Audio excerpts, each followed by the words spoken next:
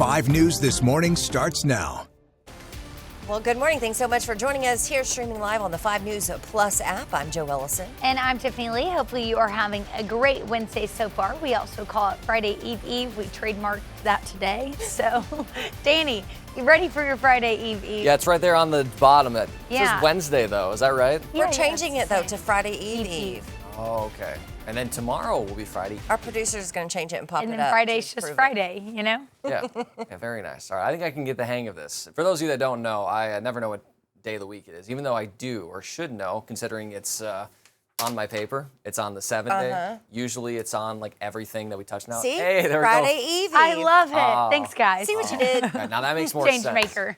Now it's clocking to me a little bit. But yeah, on this Friday Eve or Wednesday or February 25th or whatever you want to call it, it's going to be a warm day today, but unfortunately, like you're seeing out there, not a lot of sunshine. Sorry, guys. But we'll tell you what's going on right now for this morning and for the rest of the day that although it is going to be cloudy, similar to what we saw yesterday, we'll still see a little bit of sunshine here and there and still going to stay very warm. You see overall temperatures in the upper 40s and low 50s across northwest Arkansas, mid to upper 40s for the River Valley, a little bit cooler there in the Fort Smith region, especially along I-40 where winds are usually a little bit lighter overnight. That's where usually things are a little bit cooler. But compared to yesterday morning, continues to build in that warmth, about a 10 to 20 degree jump across the region. And this Monday morning, we were seeing lows in the teens and 20s. Now we're in the 40s and 50s, and it's not going to continuously climb at this rate. Otherwise, by the end of the week, we'd be seeing lows in the 90s, which that would be a problem. We're not in the desert. We are in, well, northwest Arkansas and eastern Oklahoma. I guess pretty close to the desert, though. Winds are pretty light, and that's the biggest difference for today. Winds are only going to be about, we'll say, 5 to 10 miles per hour today. And just noticing, especially in the River Valley, very quiet, very calm. We've got the door open outside the studio right now in Johnson because that very quiet air is just kind of peaceful to listen to. You can hear the birds chirping. You can just kind of hear a little bit of a rustle of wind, but not that kind of howling we saw yesterday. And winds for the rest of the day today, as I mentioned, are going to be light, only about 5 to 10 miles per hour, and overnight, only about 5 miles per hour at best. So very quiet next 24 hours. And even for the rest of the week, winds don't look to pick up too much at times.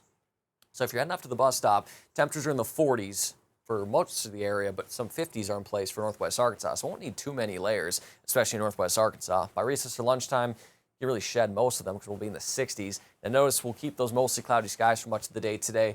Then as you're heading home, temperatures near 70. We'll see a few peaks of sunshine here and there, but again, most of the area you can see behind us in downtown Fayetteville. You notice a little bit of a peak here, but for the most part, it is going to be cloudy. But staying quiet, staying warm as well. And besides a spotty shower chance tonight into tomorrow, we're staying dry for the rest of the week. So we'll go over the rest of your week's forecast and go more over the timeline of those showers coming up in your full forecast. For now, we'll give you a live look at traffic on this Wednesday morning or Friday Eve for February 25th. Live look along I-49 at the Highway 612 interchange near the Lowell area. Notice, pretty overcast and obviously a little bit brown here with the grass. I mean, that's pretty typical of winter, but we really need some rain. And we're hoping that the start of March can kind of kickstart that. We'll talk more about that coming up in just about 10 minutes. Joe and Tiffany.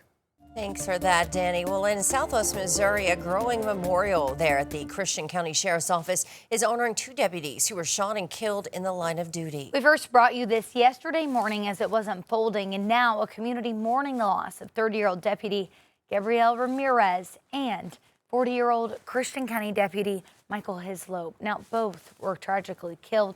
2 other law enforcement officers were both injured in the shootout with a suspect. Yeah, deputies say the suspect, take a look, Richard Bird, fled after the initial traffic stop there, beginning an hours-long manhunt and actually even spending over 2 days as they searched for him. Investigators say Bird was killed in that shootout with police. It was near Reed Springs. Now, the investigation here is now being led by the sheriff's critical incident team.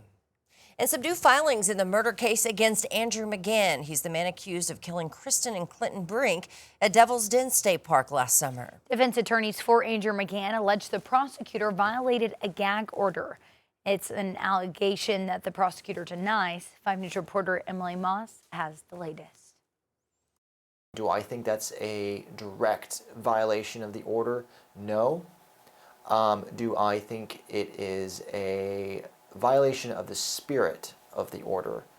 I would say yes. New filings in the McGann case focus on 2 specific videos from prosecutor Brandon Carter. In a campaign ad for Carter's run for the Court of Appeals, McGann's booking photo appears while Carter says he is taking criminals, quote, off the streets. dangerous criminals off our streets. The other video shows Carter presenting publicly about major cases in his office, including McGann's, though he does say he cannot comment on the case. This guy's name is Andrew McGann. This is the Devil's Den case. Essentially, I'm not allowed to say anything that relates to the facts of the case. I'm not allowed to speculate on its guilt or innocence. Really, all I can do is talk about logistics. Now, McGann's attorneys argue these public references could sway potential future jurors, and they are asking the death penalty be removed from the case out of concerns of a prejudiced jury. Carter responded in filing saying he did not discuss evidence, its weight, or McGann's guilt in these videos. Adam Rose, an unaffiliated criminal attorney, says these gag orders exist to protect the jury pool and ensure impartiality. Parties involved in a case are limited to what they can and cannot say about a case. The reason being is it allows for transparency and fairness when regards to a jury pool. He adds that in this circumstance, the answer is not clear-cut whether Carter violated the order. I think just having the photo up there and saying these people were quote-unquote murdered, I think it's tricky because that is public information and he's not necessarily talking about the weight of the evidence. Do I think it's a black and white violation? No. The filings request that the court consider the cumulative impact when deciding how to proceed, asking the judge to remove the death penalty as a result. Carter, in his response, says removing the death penalty is unnecessary, instead arguing that the proper remedy, if there is a concern about juror bias, would be a change of venue or careful jury selection to ensure a fair trial. This case has gotten so much national news attention as well. So is moving it out of Washington County or the state of Arkansas going to do much? I think in regards to these political ads, maybe. I do think she is going to make it very, very clear that any mention of this case in the public by anybody will be met with some stern words and potential ramifications by the court. And in other news this morning, the Better Business Bureau is investigating a Lowell landscaping contractor. Yeah, this after multiple homeowners raised concerns about unfinished work and payments. The BBB says Keaton Lofren's business, Precise Landscaping and more, currently has no rating, while staff review complaints, customer reviews, and whether a contractor's license was required for the jobs. A homeowner has also created a group that now includes more than 30 people who say that they had similar experiences. It really makes me angry because it hurts me. It makes them distrust me, you know, and others like me that will actually do a good job and finish and make you happy. Well, Lofgren declined an on-camera interview, but told us he did have insurance and bonding at the time of the projects and that he tried to complete the work to satisfy clients. He says he did not intentionally mislead anyone and that his business is no longer operating due to the intention from the online group. Well, developing this morning, schools across our area cutting ties with school photo company Lifetouch. Districts including Clarksville, Farmington, Gentry, and parts of Springdale say that they have been in contracts due to transparency and communication concerns. Now, this follows scrutiny of the company owned by Lifetouch, Apollo Global Management, whose former CEO, Leon Black, stepped down in 2021 following scrutiny over his past association with convicted sex offender Jeffrey Epstein. The company says it has never shared student images or had any connection, though, to Epstein. Well, Arkansas will soon be the only state in the country without extended postpartum Medicaid coverage. Meaning new mothers here can lose health insurance just 2 months after giving birth, which comes after Wisconsin's legislature passed a measure expanding postpartum Medicaid coverage for up to a year.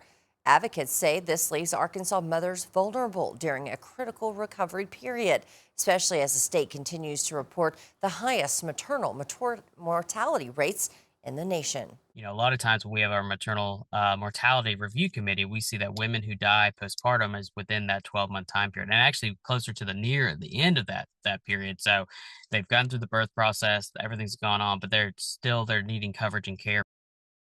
Lawmakers say they're looking for ways to financially cover now this extension for Arkansas mothers. Well, for today, it's going to be a very mild one, but notice that at the bottom, Not a lot of sunshine, but hey, we'll take the warmth because temperature's going to be close to, if not hit 70 later this afternoon, and winds so much lighter. We do have a little bit of a spotty rain chance here coming tonight and tomorrow. We'll talk more about that rain chance and talk about the rest of the week's forecast coming up. And as Black History Month comes to a close, we're bringing you one final story. I'll share more about a council that served Northwest Arkansas for 3 decades coming up. And in the Daily Brew, a California man has been sentenced after giving an endangered species alcohol, and then he filmed it. We'll have more on his charges. And dog owners are going viral after creating snow tunnels to allow their pups to rummage around in the record-breaking northeastern snow. The time now 7:10. We'll be right back.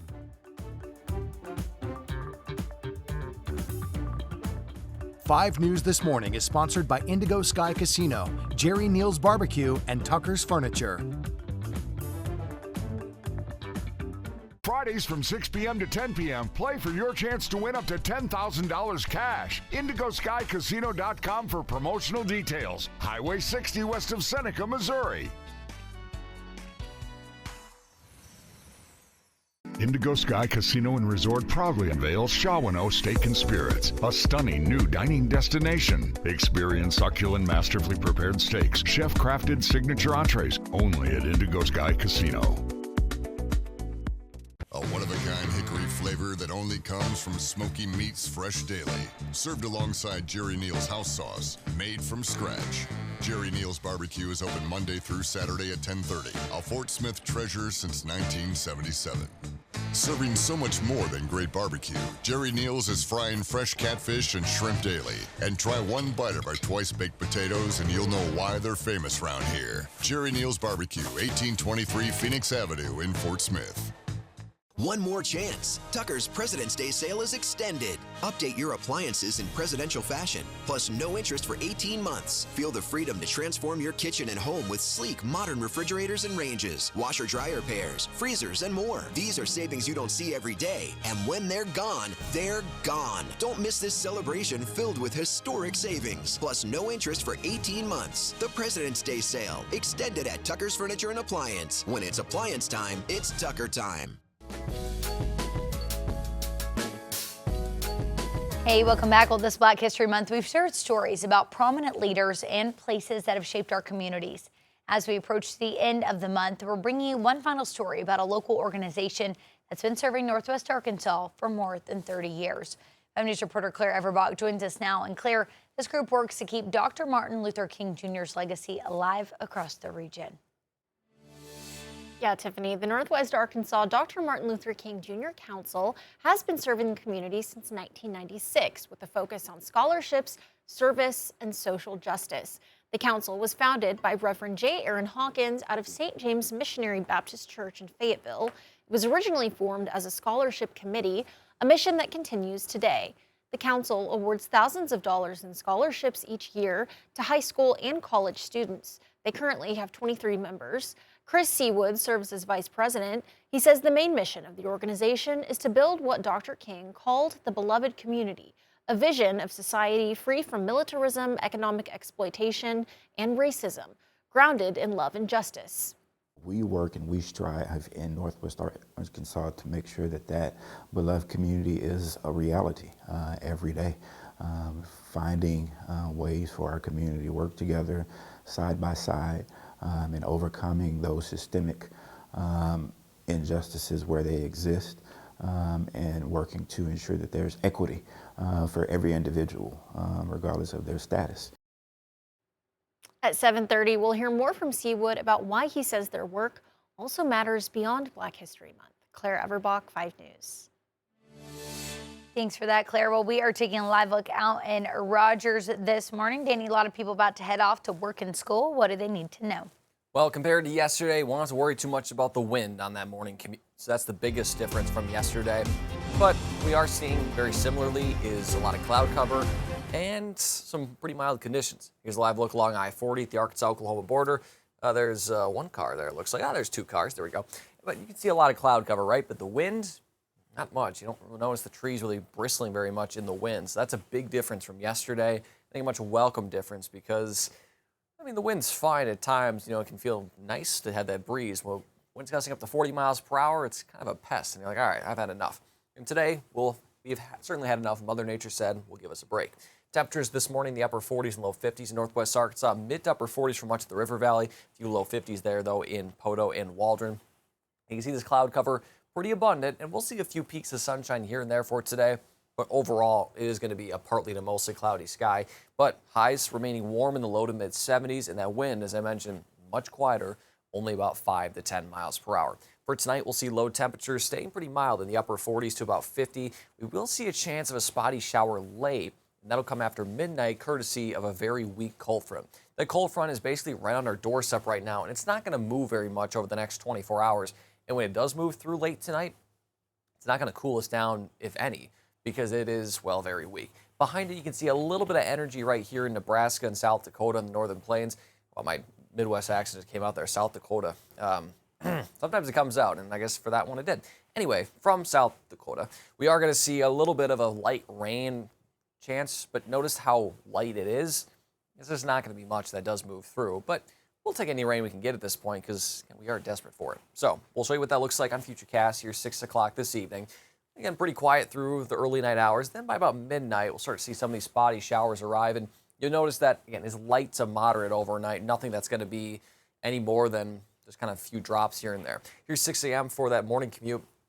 Most of it, I think, will be favored north I-40, but can't rule out south I-40 either. It's just going to be a little bit more focused north I-40. That continues through about 9, 10 a.m., and besides maybe a little bit of a drizzle chance during the afternoon, we're quiet for the rest of the day.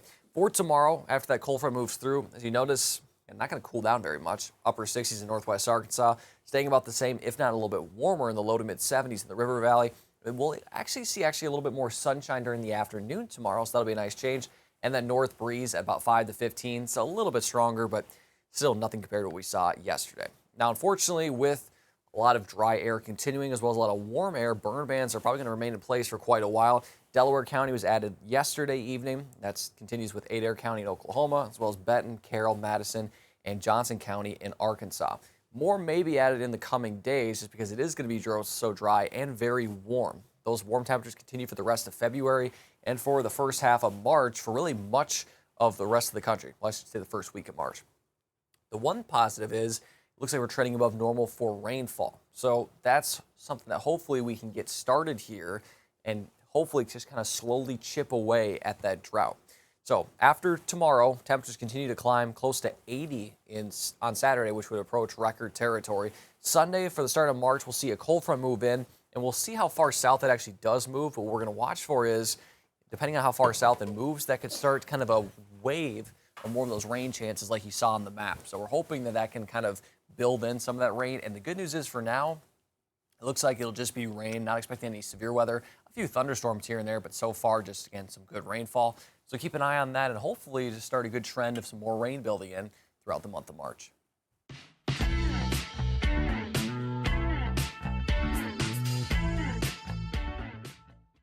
Well, hey, welcome to the Daily Brew. Today we're talking about a man who's facing 45 days, only 45, which is kind of weird to me, but for being convicted of animal cruelty toward a protected species. California Department of Fish and Wildlife says that this man here, Cesar Gustavo Diaz, captured a Cooper hawk near LA. And he says in a video, it shows him actually pouring alcohol into the bird's mouth. And the department says he was convicted a felon due to other charges as well. So why would you do this in the first place? But then you film it and put it out there. No one is going to be on board with that. Yeah, absolutely. And isn't there a lot of things too, just like with hawks in general, like if anything happens to a hawk, you get fined or you go to prison, right? I think some, but still, it's just animal cruelty. But oh, yeah. I was shocked when, this is making its way around social media and, a lot of people reporting this, which they should. Just a sad deal, though. Was the hawk okay? Yeah, I think so. From what I heard, like the reports I saw, like he was okay, but my goodness, come on.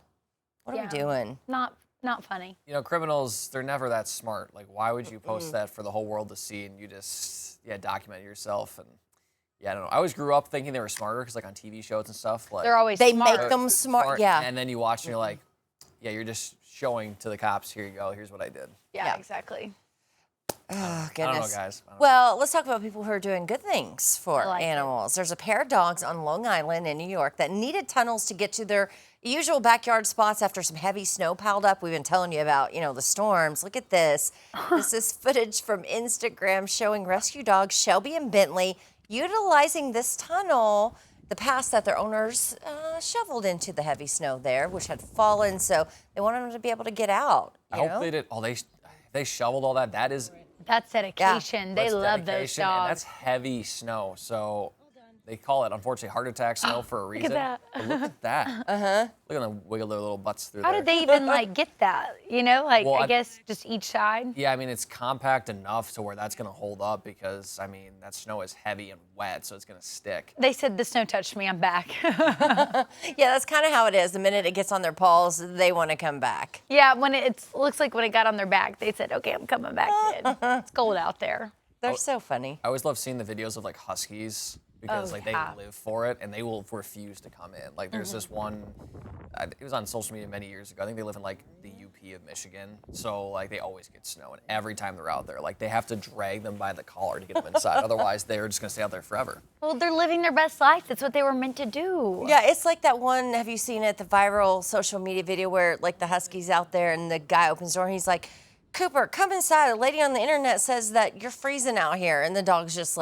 loving the snow. I mean, yeah, they deserve to be in the cold weather because that's where they usually have lived. And so, it kind of saddens me when they live down here. It's they're never going to get snow down here. Yeah. And it's so hot. It's going to be so hot for their fur.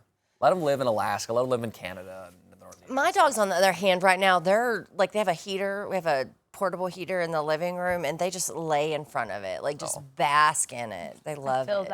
I feel that. Yeah. Me and the Dobermans, we just need that little heater. Right? All right, we're getting a first look at the first-time nominees of this year's Rock and Roll Hall of Fame. This year features 17 total, 10 who have landed on the ballot for the first time, like Jeff Buckley, Phil Collins. That one surprises me. Really? Yeah, I just feel like I know the name, so maybe that's why it surprises me. Melissa Etheridge, another one. Lauryn Hill, INXS, New Edition, Pink, Shakira, Luther Vandross, and the Wu-Tang Clan. Is Shakira? I never would have considered her rock. I think they've kind of broadened it a little bit. I think initially when this opened up, it was pure rock and roll. But since it's I don't know if they have a pop Hall of Fame, do they? I mean, probably. I just remember when Dolly Parton was nominated, she was like, "I'm not taking it unless I have a rock album." Really? So she came out with a rock album. There you go.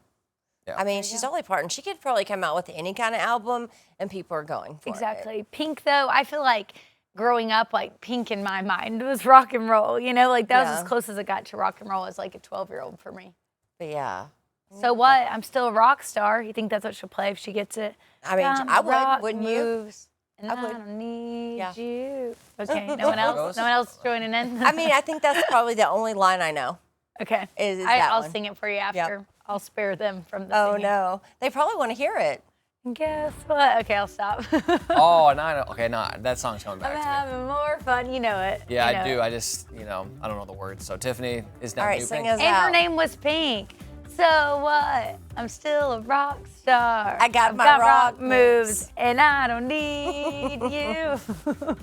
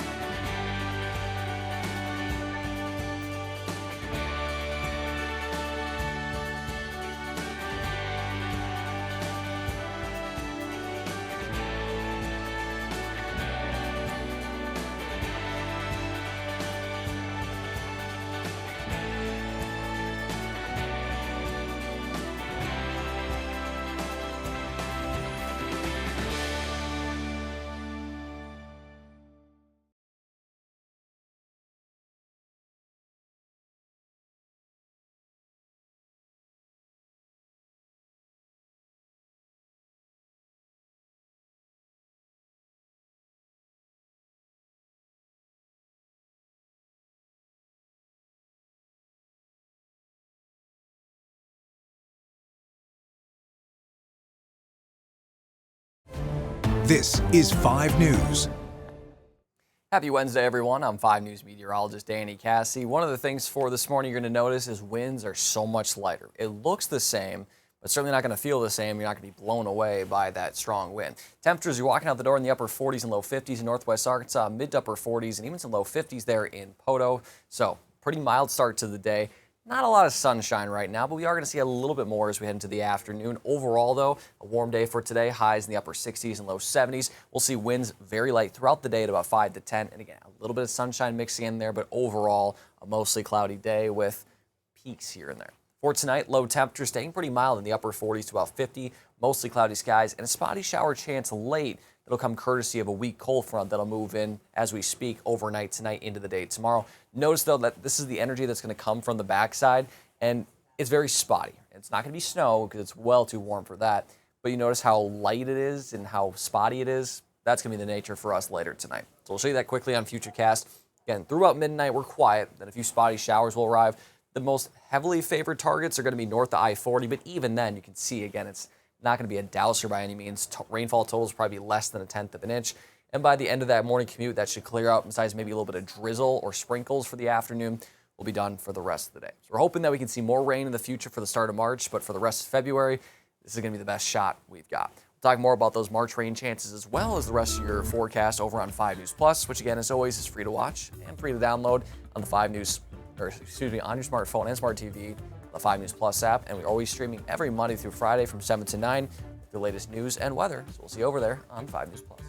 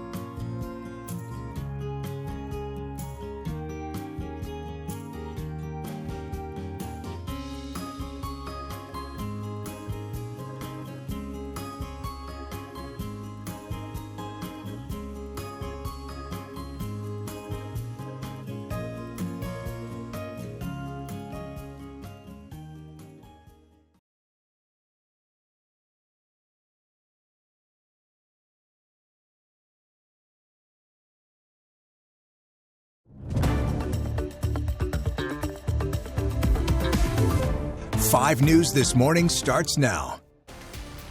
Well, thank you for tuning in to 5 News This Morning. I'm Tiffany Lee. And I'm Joe Ellison. We hope you're off to a great start. Can you believe it that I haven't had any coffee this morning? This is my first cup. Really? You're doing great for that. I know. And I only filled it like halfway full. So, Danny, I'm Whoa. good today. Look at her go. She's like a new person. Have you noticed a difference, though? No. No, you've still been on top of it. Your Mama Boss Joe, as always. Say nothing's changed for Joe. There you go. I like Maybe that. you don't need caffeine, Joe. Don't say that. Joe, I mean, for me, it's always high on life, so that's all you need. That's true. I just don't know if I can get there, Danny. Like, I have to have this or some form of this. It's just like a comfort thing. Yeah. Well, I don't do what you got to do. I'm not gonna be your boss. You're your own boss, Joe. You don't need any. Yeah, I am. Joe's our boss. Yeah, I was gonna say Joe's our boss. Anything goes wrong in the morning show, she whips us into shape. Now, I'm the helper. yeah, you're more than a helper, Joe. You make sure things are good and loaded. Now, Thanks, Danny. for today, of course. For today, hopefully, it's just to whip me into shape because I know what day it is. It's Wednesday or Friday Eve, and the weather's gonna be pretty nice. So there we go, Joe. Hopefully, I'm on your good list for today. We are gonna see that for this morning. A very mild start to the day, but much like yesterday. Not a lot of sunshine. We'll see a few peaks here and there, but the big difference is the winds. Yeah, it's out of the southwest, about 10 miles per hour in Fayetteville, but yesterday at this point, we were already seeing gusts as high as 20, close to 30 miles per hour. In Fort Smith, barely even a little bit of a whiff. It's almost like a sneeze. You're like, what was that? That's about the wind we're going to see for today. Now, it is a little bit cooler along I-40, 42 degrees, because again, overnight, when you have those strong winds, Northwest Arkansas usually sees those stronger winds through the overnight hours. That kept it warmer in the 50s, and then for the River Valley into the lower 40s there. But overall, compared to this time yesterday, even milder, in the 10 to 20 degree upward trajectory compared to yesterday. So a warmer start to the day today, and it's going to be a warmer finish as well later this afternoon, even though the winds are going to be pretty quiet, only about 5 to 10 miles per hour. And that's going to stay throughout the day today. And it'll be out of the south-southwest, so that'll provide a little bit of that warmer air push, but still, be very calm with those winds, not only for today, but for tonight and tomorrow as well. So that's some much welcome news because yesterday it was going like crazy. We had a few very windy days last week too, so I think we've had enough of the wind. And thankfully today we'll comply. For those heading off to the bus stop or just off to work, we're in the 40s there with temperatures, and we're going to stay mostly cloudy I think, for much of the day, but staying warm. By lunchtime, recess in the 60s, and then heading home pretty spring-like, temperatures near 70 degrees. So as we head through the rest of the week, a much quieter week. Staying warm, though. Temperatures will approach 80 on Saturday. I think many in the River Valley will hit 80. We could see a few spotty showers tonight into tomorrow, but overall, it looks pretty dry through the end of February. We'll talk more about that shower chance and this warm-up forecast coming up in just a little bit. For now, we'll give you a live look at traffic on this Wednesday morning. It's Friday Eve. Live look along I-49 at Tiger Boulevard in the Bentonville area. Good morning to you there. Again, you can see a little bit of sun trying to peek through, but overall, a cloudy start, but still a pretty nice day and a much quieter day. We'll have your full forecast coming up in about 10 minutes. Joe and Tiffany. Thank you, Danny. Well, there are some new developments in the search for Nancy Guthrie, with the family now offering up to $1 million reward for information leading to her recovery. This comes amid new uncertainty about the surveillance images captured outside of the home. Investigators say new footage released of the suspects outside of the Guthrie's home prior to the incident is not time-stamped, making it harder to know when it was taken. Savannah also announced that the family donated $500,000 to the National Center for Missing and Exploited Children. And it is 7:33 this morning. We're taking a live look out in Washington, D.C., where President Trump just hours ago delivered the longest State of the Union address of the modern era. He defended his record on the economy and immigration 1 year into his second term. The president also addressing rising tensions with Iran. My preference is to solve this problem through diplomacy. But one thing is certain, I will never allow the world's #1 sponsor of terror, which they are by far, to have a nuclear weapon. Now, with the latest CBS News poll, you can see it here, shows that the president's approval rating at 40%. Democrats are now trying to sway voters their way, which comes less than 9 months ahead of the midterm elections. In an official response, Virginia's governor spoke about the president's immigration crackdown and the cost of living. Is the president working to make life more affordable for you and your family? We all know the answer is no. Now, President Trump is set to take his economic message to Texas later this week ahead of some key primaries in the Lone Star State. U.S. Senator John Boozman put out a statement after the address saying, in part, quote, you can see it here, the Republican agenda is helping Arkansans keep more of their hard-earned paycheck while bolstering national security. Now, before the speech, the Arkansas Democrats chair Colonel Marcus Jones released a statement as well, saying in part that Trump is pushing for an agenda that raises costs for working families. He goes on to say Democrats will fight to lower costs, create jobs, and protect health care for Arkansans. As we approach the end of Black History Month, we're bringing you one final story about a local organization that has been serving our area for more than 30 years. 5 News reporter Claire Everbach joining us now. with more on the group's mission. Good morning. Good morning, Joe. The Northwest Arkansas Dr. Martin Luther King Jr. Council has been serving the community since 1996, focusing on scholarships, service, and social justice. Their purpose, to promote awareness, education, and advocacy. The council was founded by Reverend J. Aaron Hawkins out of St. James Missionary Baptist Church. It was originally formed as a scholarship committee, a mission that continues today.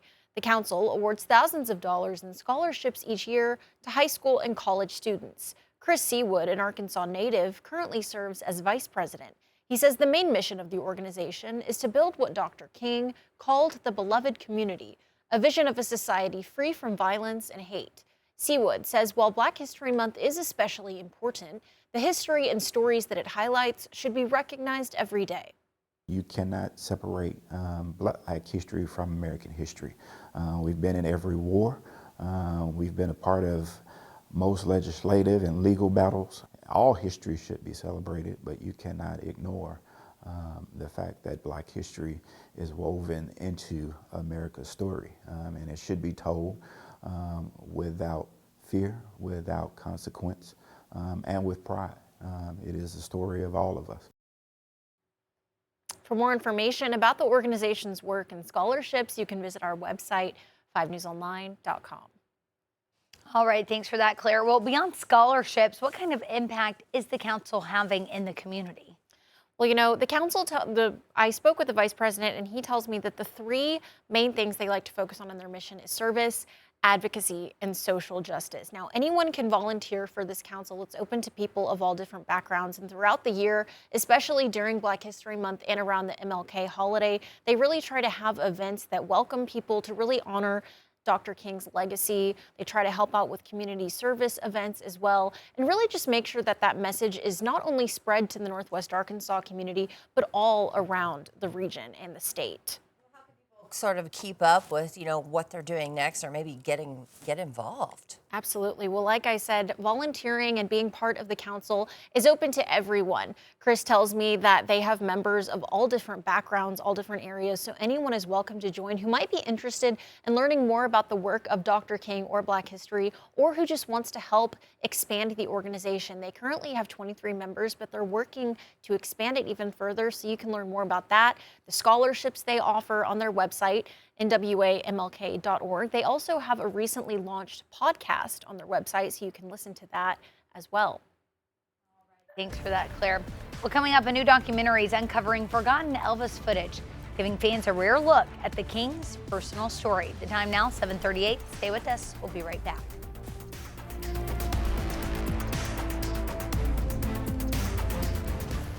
Five News This Morning is sponsored by Indigo Sky Casino, Jerry Neal's Barbecue, and Tucker's Furniture. Fridays from 6 p.m. to 10 p.m. Play for your chance to win up to $10,000 cash. IndigoSkyCasino.com for promotional details. Highway 60 west of Seneca, Missouri. Indigo Sky Casino and Resort proudly unveils Shawano Steak and Spirits, a stunning new dining destination. Experience succulent, masterfully prepared steaks, chef-crafted signature entrees, only at Indigo Sky Casino. A one-of-a-kind hickory flavor that only comes from Smoky Meats Fresh Daily. Served alongside Jerry Neal's house sauce, made from scratch. Jerry Neal's Barbecue is open Monday through Saturday at 10:30. A Fort Smith treasure since 1977. Serving so much more than great barbecue, Jerry Neal's is frying fresh catfish and shrimp daily. And try one bite of our twice-baked potatoes and you'll know why they're famous around here. Jerry Neal's Barbecue, 1823 Phoenix Avenue in Fort Smith. One more chance. Tucker's President's Day sale is extended. Update your appliances in presidential fashion, plus no interest for 18 months. Feel the freedom to transform your kitchen and home with sleek, modern refrigerators and ranges, washer-dryer pairs, freezers, and more. These are savings you don't see every day, and when they're gone, they're gone. Don't miss this celebration filled with historic savings, plus no interest for 18 months. The President's Day sale, extended at Tucker's Furniture and Appliance. When it's appliance time, it's Tucker time. It is 7:40. Welcome back. Now, OpenAI says that ChatGPT helped uncover a Chinese operation aimed at influencing dissidents abroad. It says a Chinese official used the program like a diary to document the alleged campaign. In some instances, the company is saying operators disguised themselves as immigration officials or used forged court documents. OpenAI says that the purpose was to silence Chinese descendants. Now, this comes as the Pentagon pressures AI company Anthropic to lift safeguards on its Claude model or risk losing a $200 million contract with the government. Defense Secretary Pete Hegseth set a Friday deadline and warned that the company could be labeled a supply chain risk, which could block military contracts. Now, Anthropic has drawn firm lines on AI-controlled weapons and mass domestic surveillance, citing safety and legal concerns. The company says it remains committed to supporting national security within those limits. Anthropic also saying it keeps making its Claude products smarter for civilian use. A new update is aimed at making Claude better at specific jobs like design, HR, and wealth management. Some Wall Street analysts, though, are worried that it could challenge existing enterprise products and lead to mass layoffs. Anthropic insists that the updates are designed to make Claude more collaborative with workers. And Meta announcing a new deal with Advanced Micro Devices worth billions of dollars, allowing Meta to buy semiconductor chips to develop AI and power data centers. Now, Meta can also take a financial stake of up to 10% of AMD. Now, NVIDIA is saying that about 90% of the chips that power artificial intelligence, which help make it the most valuable company in the world. Electric and gas prices in many cities across the U.S. are outpacing inflation, with recent data showing the average bill was about 7% higher than the year before. CBS's Evan Moon spoke with experts about why costs are rising. It's an issue heating up nationwide. People are choosing, okay, should I eat or should I pay for the heat? Politicians in New York pushed for utility bill relief just days before another Northeast snowstorm. My constituents are being crushed under soaring energy prices. Residents agree. Is rent going up? Is utilities going up? Is electric bills going up? The average residential electricity price was 7.4% higher in 2025 than the year before, outpacing overall inflation. But energy researcher Ted Curry says it's not one size fits all. And nobody pays an average bill. There's a tremendous amount of variation in different parts of the country. You've had severe storms or wildfires in California. It destroyed utility infrastructure, and that infrastructure has to be replaced. Where we use more natural gas to generate electricity, the price of natural gas has gone up since 2024. After severe winter weather, prices can continue to climb. You'll get snowstorms and ice storms that'll bring down power lines, and the cost necessary to replace all of those lines, eventually people see it in their electric bill. It's important to note that utility companies don't set rates, regulators do. In New York, a public service commission approved a 3-year rate hike on the city's primary provider, Con Edison. Electric bills could rise up to 10% and gas bills up to 16%. MIT professor of energy economics Catherine Wolfram says this system makes it harder to push for cuts. Senators, governors, the politicians that are making this a visible issue can put pressure on those utility commissions, but in the end, it's the utility commission's decision. She offers some DIY ways to try and lower costs: close drapes, seal drafty windows, and upgrade to a heat pump if you own your home. Evan Moon, CBS News. Well, live look at traffic this morning. Combine two words into one. There we go, Danny. Inventing new words. Merriam-Webster would be jealous. Live look along I-40 at exit 58. You can see a little bit of sunshine trying to peek through in Clarksville, but the story for today is that cloud cover's hanging around. But the bigger story and more important story is winds are so much lighter, only about 5 to 10 miles per hour, and they'll be that range for the rest of the day today. And it's keeping things pretty mild. We're seeing temperatures in the upper 40s and low 50s in northwest Arkansas, many 40s for much of the River Valley, but 52 there in Poteau. And overall, while yes, the cloud cover is not going to be clearing out anytime soon, it's still going to be rather warm.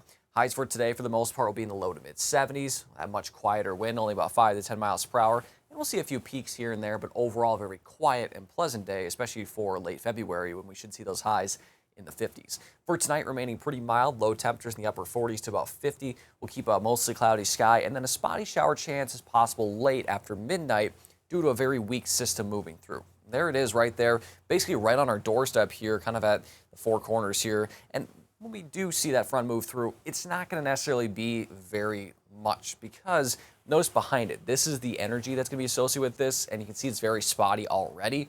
So when that moves through, combined with our very little moisture that we have, it's just not going to amount to very much. But we'll take any rain we can get because we certainly need it. So we'll show you that chance here on Futurecast.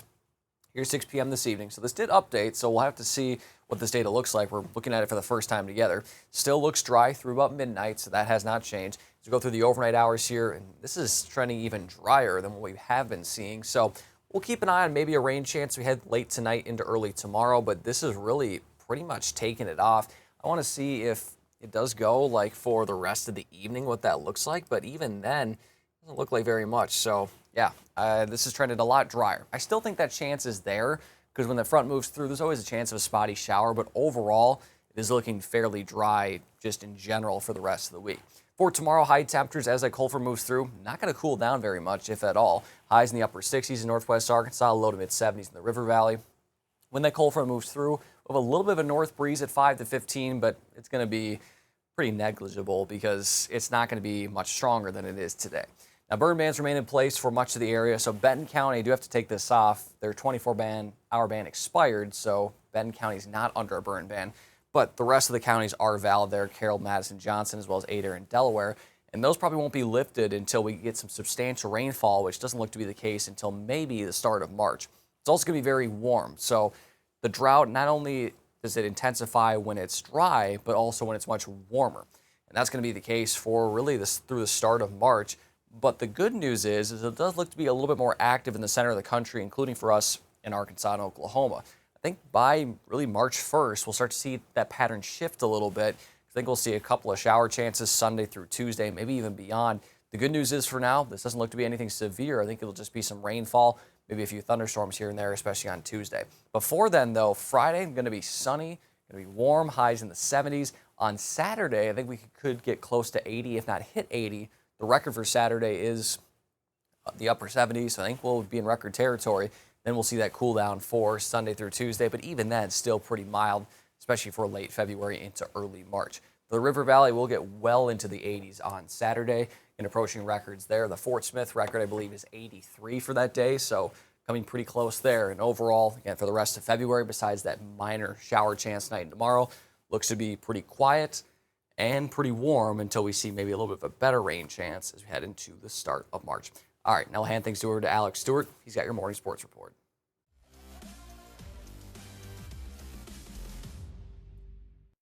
Arkansas met Arkansas State on the baseball diamond for the first time in 1947. Fast forward 79 years and 6 meetings later, and the Red Wolves have yet to beat the Razorbacks. Yet.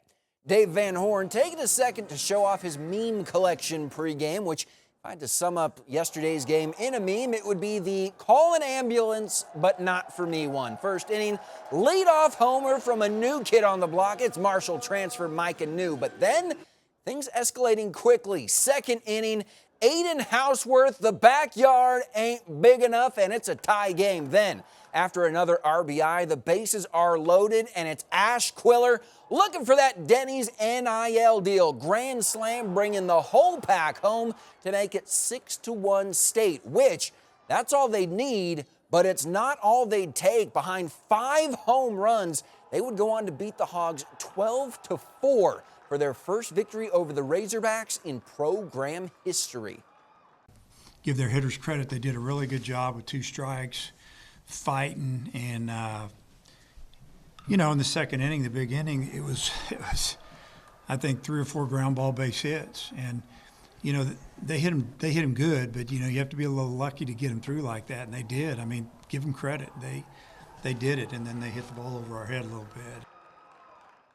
Luckily for the Razorbacks, they'll have a shot at redemption later today. Game 2 of 2 is leaving the mound. First pitch is at 3 p.m. Arkansas State. See if the Hogs get one back. But for now, that's going to be it for your sports. Have yourselves a great day. All right, thanks for that. Well, Survivor returns in a big way. A milestone 50th season with 24 returning players and fans helping shape the game. The host, Jeff Probst, says that the season is full of surprises, hidden immunity idols, and high stakes, including $1 million prize. According to showrunners there, a new big part of the season is bringing viewers into the game, including immunity idols hidden across 50 states. Let the fans decide, and what's really fun about that is they have skin in the game because they decided what kind of game it is. The other thing that's fun is that the players have absolutely no idea what to expect.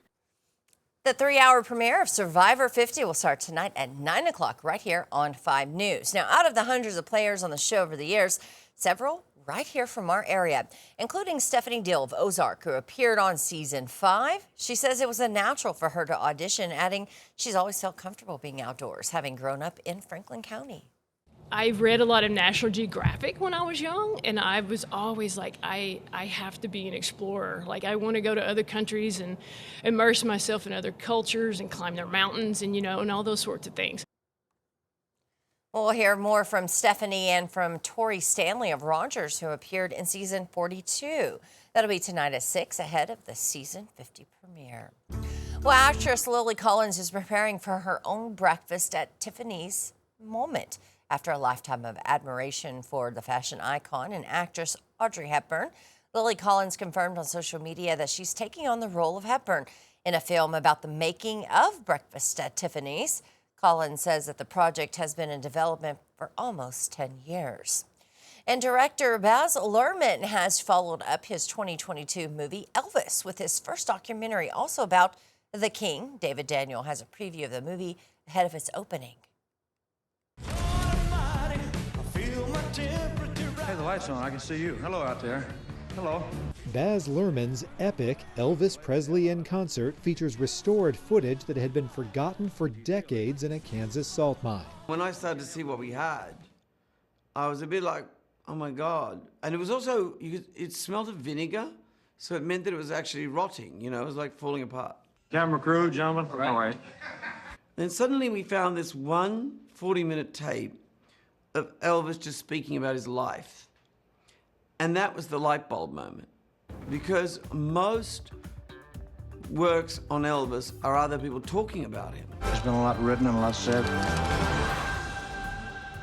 but never from my side of the story. Luhrmann says making the film taught him a lot about the King. I think he was always trying to disarm people about him because he was so striking and such an icon, That was really the big revelation, his humor and his humanity. It's got to be like the first time we go on. In Hollywood, I'm David Daniel.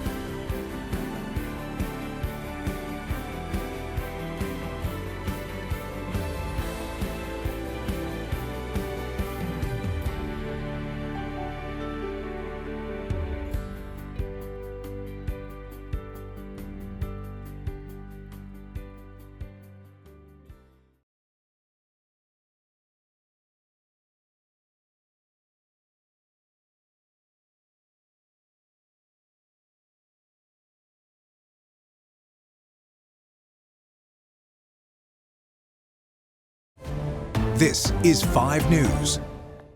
Well, happy Wednesday, everyone. I'm 5 News meteorologist Danny Cassidy. Waking up this morning, you're going to notice two things. One, you might be bummed because you're like, more cloud cover again. And that's certainly the case. But two, the better story is winds are so much lighter, only about 5 to 10 miles per hour for today, and they'll stay that way for the rest of the day. No, we're not seeing a lot of sunshine right now. We won't see a ton today, but it's still going to be warm. Temperatures you walking out the door in the upper 40s and 50s. And later this afternoon, we'll reach into the 70s nearly area-wide, so some good news there. And again, a quiet day with that light wind and a mix of clouds and sun with, well, more clouds than sun. For tonight, staying pretty mild and pretty cloudy, lows in the upper 40s to about 50. We do have a chance of a spotty shower late, but that chance is even trending down a little bit more. It's just not a lot of moisture we're working with here, and that moisture would be just off to our northwest here, a little bit of energy in the northern plains. But notice that, again, even that's kind of breaking down as it's getting here. So by the time it gets here overnight, it's not going to really amount to very much. So you on Futurecast. Again, this is just updated here about 15 minutes ago, and it's going to show, well, not a whole lot. You can see a couple of those green specks moving through. I do think it'll be a little bit of a better chance than this, but the overall message is rain will be very spotty and hard to come by, and most of us, I think, will be dry through the day tomorrow. Still would just keep an eye on the forecast, though, as you're heading out the door tomorrow morning. Wouldn't hurt to just check the radar. If we do see anything, it'll be light to moderate, but overall, the pattern remains dry and warm for the rest of the month. We'll talk more about the forecast, as well as more better chances of rain coming at the start of March over on 5 News Plus, which again, we are streaming every Monday through Friday from 7 to 9. And as always, the 5 News Plus app is free to watch and free to download on your smartphone and smart TV. We'll see you over there on 5 News Plus.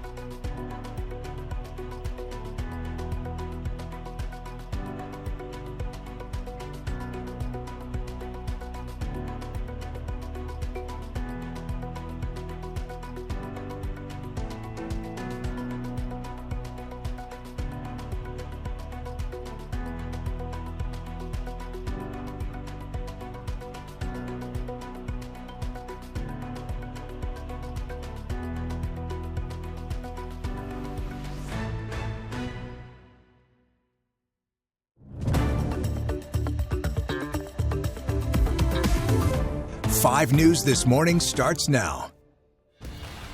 Well, good morning and happy Friday Eve, Wednesday, whatever you want to call it. Taking a live look out over Ozark.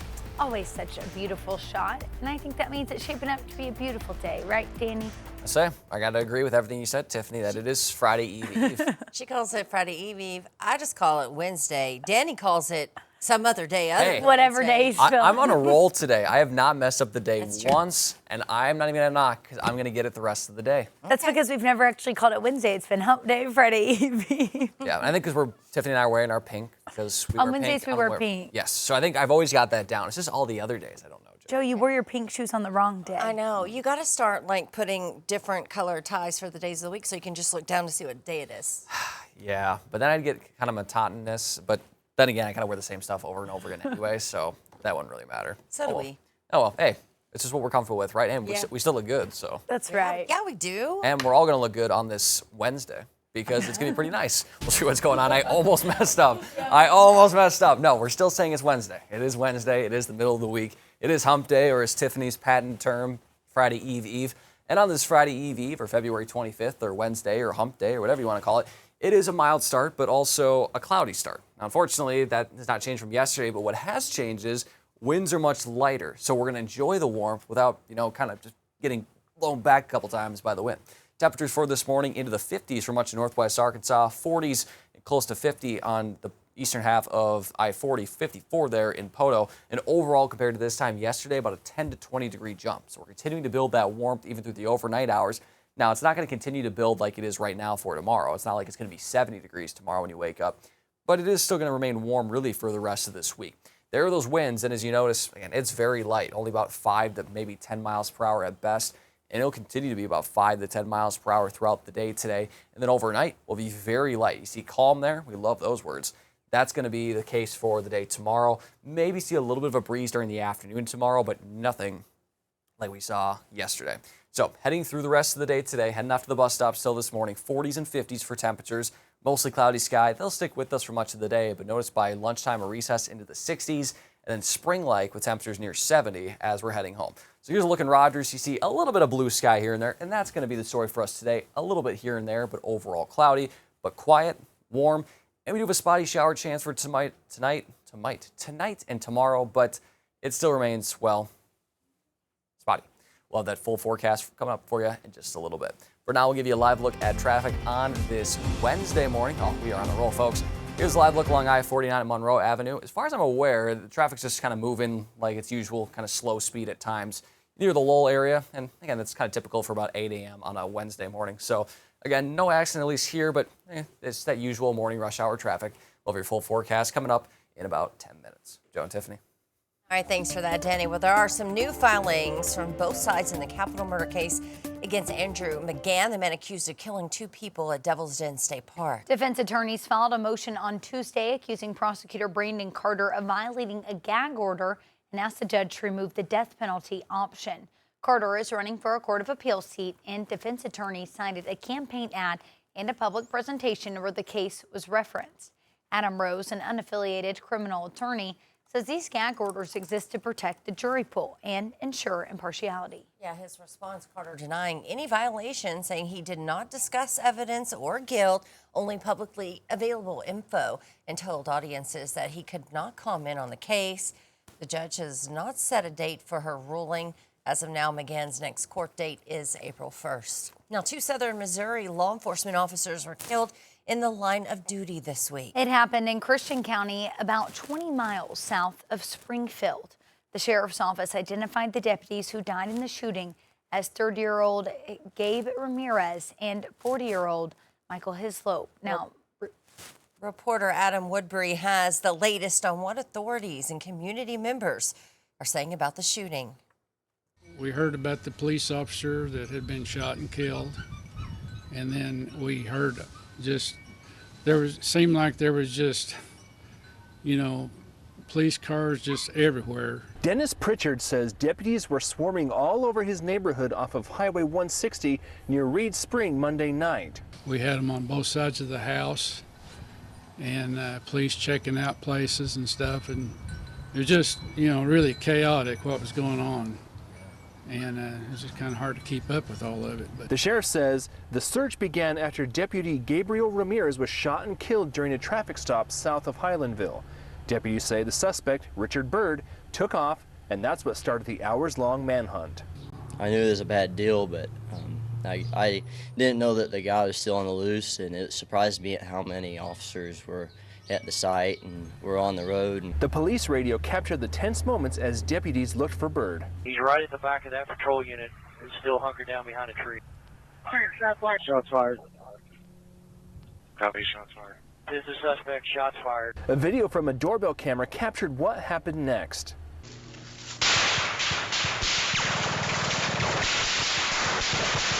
Moments later, this call came across the radio. Hold position, guys. Stay back, stay back. We got him. Suspect down, weapon is secure. 797. The scene secure. Bird was killed in the shootout, and so was Christian County Deputy Michael Hislop. For neighbors, the silence that followed was heavy. What's really going through my mind is the police officers that were killed and the police officers that were wounded. You know, our hearts really go out to them. And 2 other sheriff's deputies were shot and injured in that shootout. Yeah, the ongoing investigation is being led by the Sheriff's Critical Incident Team. The Pea Ridge Police Department also released a statement on the shooting, saying our thoughts and prayers are with the members of the Christian County Sheriff's Office, their families, and the communities they serve during this devastating time. Yeah, you can find more of that statement to read more about this story at 5newsonline.com.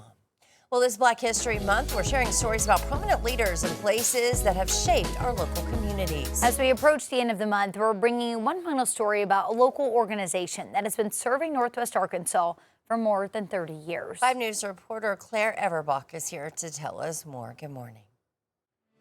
Good morning, Joe. Good morning, Tiffany. The Northwest Arkansas Dr. Martin Luther King Jr. Council has been serving the community since 1996 with the focus on scholarships, service, and social justice. The council was originally founded by Reverend J. Aaron Hawkins out of St. James Missionary Baptist Church in Fayetteville. We brought you that story a few weeks ago. It was originally formed as a scholarship committee, a mission that continues today. The council awards thousands of dollars in scholarships each year to both high school and college students. They currently have 23 members, with Chris Seawood serving as vice president. He says the main mission of the organization is to build what Dr. King called the beloved community, a vision free from militarism, economic exploitation, and racism, grounded in love and justice.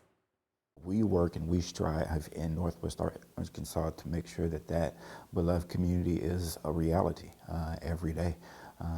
Finding ways for our community to work together side by side and overcoming those systemic injustices where they exist and working to ensure that there's equity for every individual regardless of their status. At 8:30, we'll hear more from Seawood about why he says their work also matters beyond Black History Month. Claire Everbach, 5 News.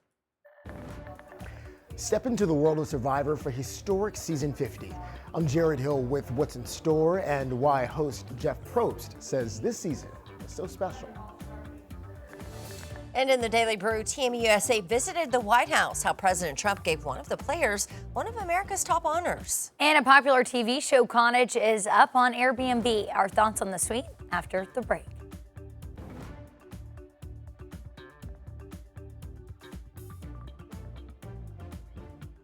Five News This Morning is sponsored by Indigo Sky Casino, Jerry Neal's Barbecue, and Tucker's Furniture. Fridays from 6 p.m. to 10 p.m. Play for your chance to win up to $10,000 cash. IndigoSkyCasino.com for promotional details. Highway 60 west of Seneca, Missouri. Indigo Sky Casino and Resort proudly unveils Shawano Steak and Spirits, a stunning new dining destination. Experience succulent, masterfully prepared steaks, chef-crafted signature entrees, only at Indigo Sky Casino. A one-of-a-kind hickory flavor that only comes from Smoky Meats Fresh Daily. Served alongside Jerry Neal's house sauce, made from scratch. Jerry Neal's Barbecue is open Monday through Saturday at 10:30. A Fort Smith treasure since 1977. Serving so much more than great barbecue, Jerry Neal's is frying fresh catfish and shrimp daily. And try one bite of our twice-baked potatoes and you'll know why they're famous around here. Jerry Neal's Barbecue, 1823 Phoenix Avenue in Fort Smith. One more chance. Tucker's President's Day sale is extended. Update your appliances in presidential fashion, plus no interest for 18 months. Feel the freedom to transform your kitchen and home with sleek, modern refrigerators and ranges, washer-dryer pairs, freezers, and more. These are savings you don't see every day, and when they're gone, they're gone. Don't miss this celebration filled with historic savings, plus no interest for 18 months. The President's Day sale, extended at Tucker's Furniture and Appliance. When it's appliance time, it's Tucker time. Well, the much-anticipated Survivor Season 50 will debut tonight with 24 returning players. The Survivor fans are at the heart of the 50th season, helping to shape the game that has had a massive impact on television. CBS's Jared Hill met with the host and some of those returning contestants. The show that changed TV is back in an epic way. Welcome to Survivor 50. We've had some incredible seasons, Jared. 50 is amazing. That's high praise. Longtime Survivor host and executive producer Jeff Probst took us through a new exhibit at New York City's Paley Center, celebrating the 26-year-old competition that put grit, strategy, and the power of a good alliance. If you betray me, you're out. On prime time. We strip you of everything, and then we see who you really are. I'm terrified and excited all at the same time. Jenna Lewis Doherty, who first competed in season 1, is among the 24 returning castaways back for Survivor 50, where viewers chose many of the rules. You guys chose so much of this, and we thank you and we hate you. Much like the exhibit, a huge part of Survivor Season 50 is bringing the fans into the game, like the immunity idols hidden in all 50 states. Fans who find them can get a chance to win major prizes.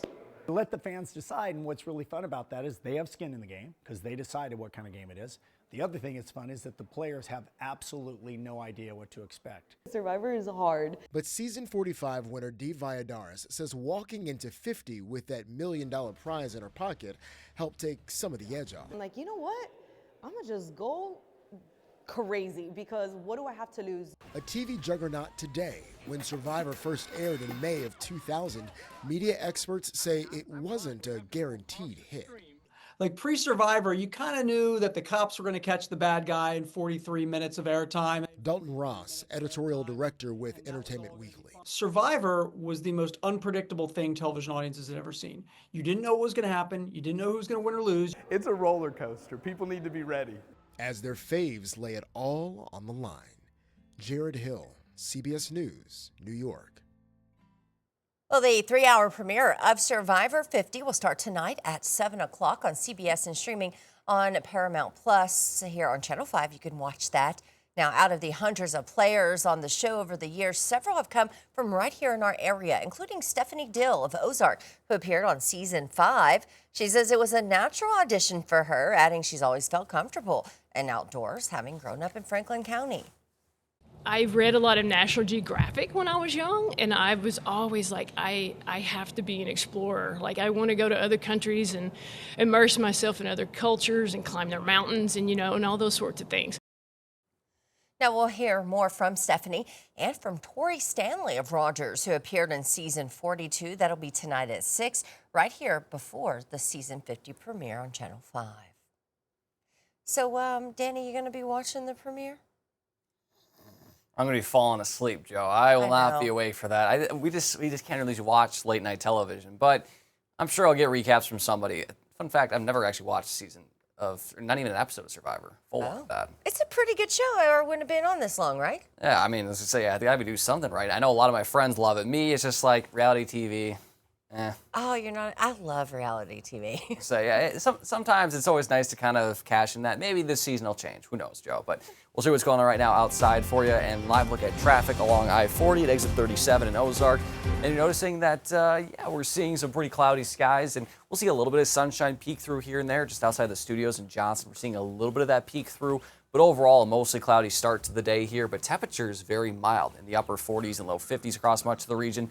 And the big difference for today, winds are a lot lighter. They're only about 5 to 10 miles per hour. And we're going to keep that cloud cover for much of the day today. But again, with a quieter day and warmth still pretty nice in the low to mid 70s, it's going to be pretty nice heading in for our Wednesday. Now for tonight, we'll see low temperatures staying pretty mild in the mid to upper 40s, maybe even some low 50s in the River Valley. We could see a spotty shower late courtesy of a cold front moving in from the northwest. Now this cold front is right on our doorstep right now, and it's not going to make much of an impact for us because A, it's not going to cool us down very much, and B, it's not going to provide much of a rain chance. Where the energy is coming from is out here in the northern plains, and that'll swing its way through here come late tonight. But recent indication from data is saying that rain's just not going to be very likely. We'll have a chance for late tonight into early tomorrow, but it's not much of a chance, really. So we'll fast forward to this evening at 6 o'clock, and then you'll see that by about midnight, a little after midnight, we'll see a few of those spotty showers ring in. The best chance will be in northwest Arkansas, but again, even then, you're seeing pretty light to maybe moderate showers at best. That continues through early Thursday morning, and I think by the end of the morning commute, that'll wrap up, and besides maybe some sprinkles here and there, For us during the afternoon hours, we'll be dry for the rest of the day, and it'll be dry really for the rest of the month. Overall, for tomorrow, we'll see highs again. You notice they don't change very much in the upper 60s in northwest Arkansas, low to mid 70s in the River Valley. A little bit of a north breeze, especially during the afternoon at 5 to 15, but nothing like we saw yesterday. Now, unfortunately, with the lack of rain, those burn bans will probably be in place for the rest of the month at least, including in Delaware and Adair County in northeast Oklahoma, and Carroll, Madison, and Johnson County in Arkansas. Benton County, theirs was just for 24 hours yesterday, so that's since been lifted. But hopefully we can see some improvement with the drought, and that's why those burn bans are in place, because it's been so dry and warm, and it's certainly going to remain warm through at least the start of March. This is through March 6th.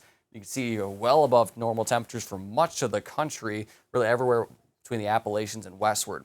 But the good news is it does look to be a little bit more active in terms of rainfall for us, especially in Arkansas and Oklahoma, and that will start as early as Sunday, March 1st. Before then, though, it's going to be very warm and pleasant Friday, hitting potentially records on Saturday. Then a cold front's going to move in on Sunday. We're not exactly sure how far south or north it'll move, but we'll keep an eye on it because it is going to bring us some chances of rain come Sunday and for much of next week. The good news is that for next week, the rain chances, at least as of now, look to be non-severe, so it could just be some much-needed rainfall. Granted, it's not a potent rainfall chance at this moment, but a rainfall chance nonetheless.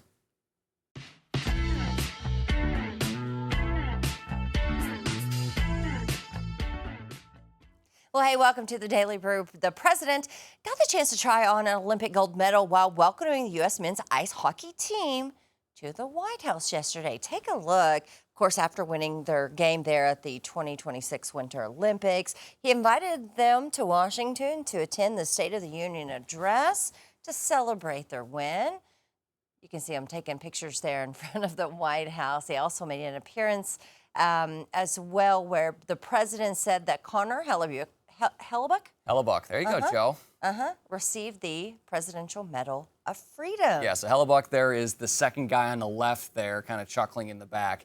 He was phenomenal in the tournament. He blocked 41 of 42, right? Yeah, he saved 41 of 42 shots against arguably the greatest collection of hockey players we've seen in quite some time. So, yeah, happy for him, happy for the squad, because, I mean, obviously I love hockey. That's not really a surprise being from Minnesota, but seeing a lot of the guys, a few of the guys that play for the Wild, Minnesota Wild, my favorite team, playing for Team USA, including Matt Boldy, who has scored the first goal, Quinn Hughes, a top defenseman. And I don't know if you saw, but they had a lot of fun on Monday in Miami because of the snowstorm. They were going to fly into D.C. just to meet them at the White House. Yeah. Well, because of the storm, they couldn't. So they flew to Miami, and yeah, they had a blast. I'll just say that. They looked a little tired getting on the plane yesterday. Yeah, and a lot of the guys, they start their NHL season back up today. So the Wild play the Avalanche today, and I'm sure a few of those guys are going to be a little bit tired. And so there's not much of a break. No, in the State of the Union, well, I think they were supposed to have today as a break, or yesterday as a break. But in the State of the Union, they kind of walked them in. Everyone cheered for them because they won. And then they announced the medal, and then they pretty much walked back out. And I bet they got on a plane to go to wherever they live for their games tonight. Right. So it's a whirlwind for them for sure. But I think they had a fun 72 hours there celebrating. I bet. I'd say so. I don't think Jack's going to have time to get that tooth fixed before the rest of the season. Yeah, well, we'll see. I'm sure like some sort of dentistry. I'm sure they'll probably run some promo in New Jersey, but they have a lot of good team doctors. Every dentist in the country is fighting to fix that mug. Yeah, I'm sure the Devils telling probably you have though, some connection. that picture with him biting the gold medal and the broken tooth, iconic. It's great. It's great. Yeah. All right, let's talk about this. Fans of the hit show Heated Rivalry. Now, this is a new one on Netflix. They'll soon be able to stay at one of their actual locations where they did some filming. Let's take a look. The infamous house where Shane and Ilya had their secret retreat during the final episode.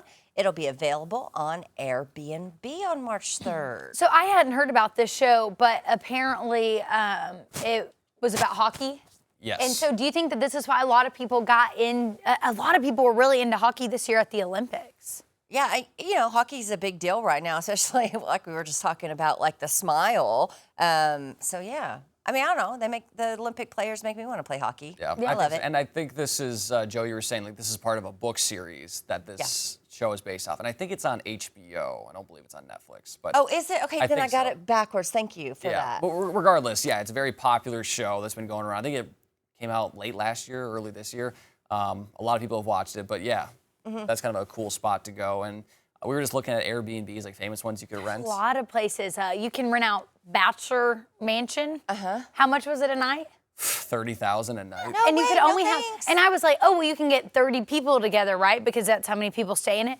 13. It said only 13. No thanks. Yeah, and then there were some other places, Stranger Things. Stranger Things, the Yep. Byers house, the main character Will and Joy Byers, and then The Twilight yes. Swan House, which is in Helens, Oregon. That's a big one all over social media. And then Alice in Wonderland has a playhouse in Missouri. Oh, wait, where? That's close. I know, right? We'll have to check that And one then out. we can't forget Barbie's Dream House in Malibu. Have to I go to know, that right? one. not forget that. And then Harry Potter. Yeah. Yes, his childhood home, which is Uncle Dursley and Aunt Petunia, and don't worry, you will not have to sleep under the cupboard if you do have to. You get to sleep under the covers. But Yes. you could if you wanted, right, I guess? Yeah, I don't know if the cupboard is still there. I didn't look at it very close. I mean, I feel like it's got to be. Yeah. Maybe. I think some of these are pretty cool. I'd love to go. Let's do it. Barbie Dream House, first up, Malibu. You guys go All there. of them. I'm going to England. Okay, there we go. Well, we'll just road trip it and do all of them. Okay. Yeah, I'm in. we'll drive over the Atlantic to England. Oh yeah, I forgot. We gotta fly. We gotta fly. Okay, well, here's another one, guys. My childhood, I feel like it's going away. I've officially hit I'll the sit back old on this mark one. here. American Girl marking the 40th anniversary of its dolls this year. But they're celebrating with a look back and a collection that it hopes will bring the brand forward. So if you know anything about the American Girl dolls, they all had a piece of history that they represented, which was really cool. Educational is what you would tell your parents as an argument, right? To get the doll. Well, now they're coming back, but in contemporary clothes for the brand's modern era collection. So I'm wondering how this will work. Like, will they still have the same stories, you think? Or do you think it's like today's stories? I don't know. Because there's like the original Samantha and then the new one in the pink. I had Kit growing up. Kit was my first American Girl doll. And her story was the Great Depression. They're really cute though. Like I really do like them. They are cute. And they came with books about their story and that piece of history and stuff. Mattel owns them too. What? So they've got a Is that new? They got the monopoly on the doll brand. Yeah, Wow. don't you wish you would have thought of it first? I don't Not- think not it really, no. started as Mattel. Why? You'd be rich. Well, I wasn't even a twinkle in my parents' eyes, Joe. Oh.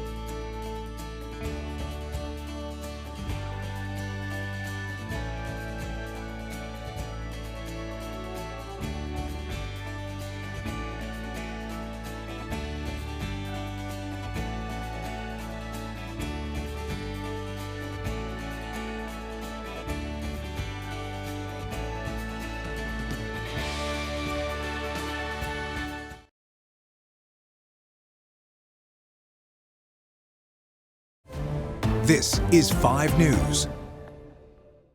Well, there are some new filings in the capital murder case against Andrew McGann. He's accused of murdering, remember, 2 people at Devil's Den State Park last summer.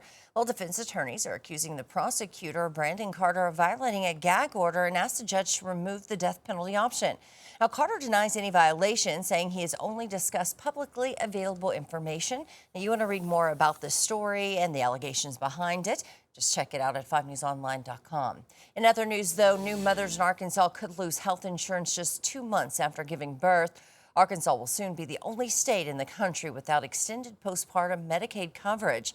Now, this comes after Wisconsin's legislature passed a measure expanding their coverage for up to a year, leaving Arkansas as the only state yet to do so. Advocates say this leaves Arkansas mothers vulnerable during a critical recovery period, especially as the state continues to report the highest maternal mortality rates in the nation. All right, let's take a live look out in Fort Smith. It is 8:26. Let's check in with Danny for more. Good morning. Good morning, Joe. And yes, similar to yesterday, we're seeing a little bit of sunshine out there, a little bit of blue sky, but overall a mostly cloudy start. But unlike yesterday, it is going to be much quieter of a day with winds only about 5 to 10 miles per hour. Temperatures walking out the door in the upper 40s to 50s, already close to 60 there in Potos. We're warming up handsomely for today. And those highs will be even warmer than yesterday. We'll be in the low to mid 70s for the most part. Not most part, Danny. While we were off on a roll here. Upper 60s, you know, sometimes words just come together. It could have been a lot worse, but man, fart, mostly fart. Anyway, a little bit of sunshine for today, but that light south wind will be about 5 to 10 miles per hour. For tonight, low temperatures staying pretty mild in the upper 40s to about 50, mostly cloudy skies. And we could see a very spotty shower late, but it's not going to really come to very much just because look behind the cold front, they'll be triggering it. Not a lot of activity there. It's very light, very spotty. So tonight, you can expect it to be the same, very spotty. We'll show you quickly here on Futurecast. This is this evening at 6 o'clock. After midnight, we'll see that chance of a few of those showers moving in. You can see light to maybe moderate at best. And overall, it'll be mostly through the early morning hours. After that, it looks like the morning commute's fairly dry, maybe a few sprinkles after that. But for the most part, it's going to be a quiet day. And as we head into later tomorrow into Friday, we'll see that all clear out, and we'll see a lot of sunshine as we head into the end of the week. We'll talk more about that end of the week forecast, as well as more rain chances for March coming up on 5 News Plus. We'll have it on, again, as always, your smartphone and smart TV, where it's free to watch and free to download. We'll see you over there on the 5 News Plus app.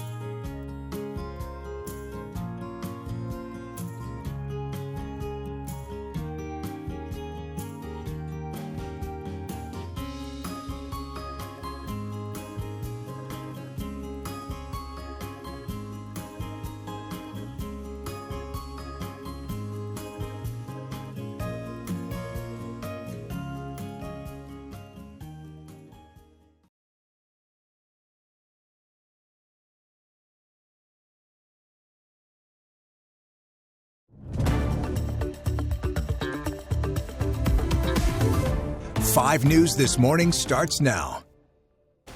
Well, hey, good morning. Thanks for joining us here, streaming live on the 5 News Plus app. I'm Joe Ellison. And I'm Tiffany Lee. Hopefully you're off to a wonderful start. We are halfway through the work week, getting close to the weekend. That's why we're calling it Friday Eve. And the good news is the cold weather behind us. We can enjoy the rest of the week. Yeah, we're not going to see very cool weather anytime soon, not only for the rest of this week, but really for the start of March. If you're hoping for any rainfall, it may come tonight, but overall it's going to be a dry stretch, but as Tiffany mentioned, a very warm stretch. We'll see what's going on this morning as we head out the door. In Bentonville, 51 degrees, a little bit of sun peeking through there. Not a lot, but a little bit. very similar feel to yesterday, at least with the sky coverage. You're looking outside and you're like, oh, geez, not this again. It's going to be windy. It's going to be miserable, Danny. Tell us some good news. Well, it's not going to be windy. Look at that. Wind, calm. We love those 4 letters all arranged like that because that means it's going to be a nice day, usually. But with that warmth and with that calm wind, it's going to be, I think, a beautiful Wednesday.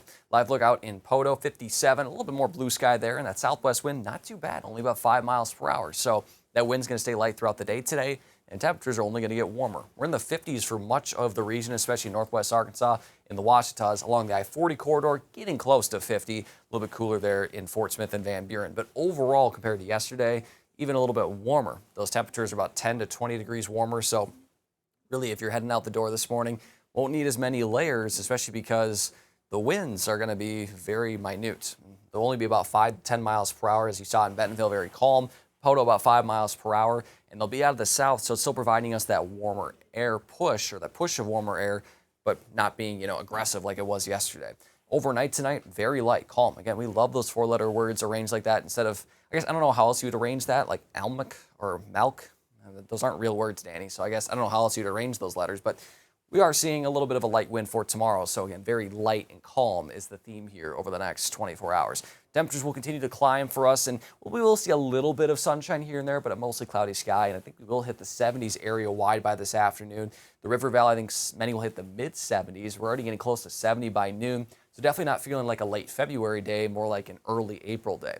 So we'll see quiet conditions, we'll see warm conditions, and a chance of a spotty shower late tonight and tomorrow, but it looks to be just that, very spotty. So maybe have the umbrella handy for tomorrow, but overall the theme for the rest of the week is dry and warm. But we'll talk more about that spotty shower chance and get you ready for the rest of the week coming up in your full forecast. For now, we'll give you a live look at traffic on this Wednesday morning. Oh, we're so close, guys, to finishing perfect.